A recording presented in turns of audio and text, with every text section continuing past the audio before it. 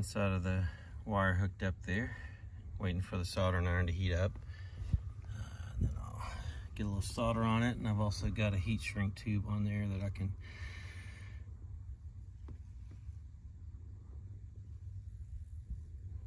hopefully make this is fairly flexible wire compared to what was there, so hopefully it'll last a little bit longer.